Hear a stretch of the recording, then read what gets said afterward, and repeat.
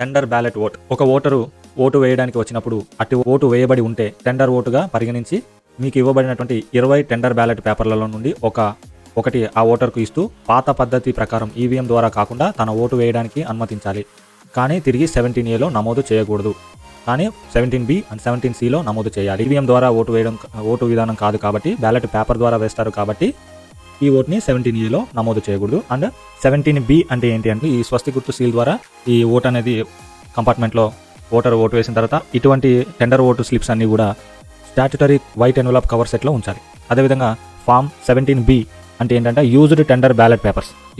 ఈ 17Bని statutory cover సెట్లో ఉంచాలి, సెట్ 3లో ఉంచాలి. స్టాట్యుటరీ వైట్ కవర్ సెట్ 3లోనే ఈ బ్యాలెట్ పేపర్స్ని కూడా ఉంచాలి. అదేవిధంగా 17C అంటే ఏంటంటే అకౌంట్ ఆఫ్ ఓట్స్ రికార్డెడ్, ఎన్ని ఓట్స్ రికార్డ్ అయ్యాయి అని ఎలక్షన్ మొత్తం పూర్తి అయిన తర్వాత ప్రతి ఒక్క ఏజెంట్ కి ఒక్కొక్క కాపీని అయితే ఇవ్వవలసి ఉంటుంది. ఈ రికార్డ్ లో ఈవీఎం మిషన్ ద్వారా ఎన్ని ఓట్లు అయితే పడ్డాయి, కంట్రోల్ యూనిట్ లో ఉన్నటువంటి total votes plus tendered ballot paper ద్వారా ఎన్ని ఓట్లు అయితే పడ్డాయి, ఈ కౌంట్ టోటల్ కౌంట్ అనేది ఇక్కడ రికార్డ్ చేయవలసి ఉంటుంది. 17C account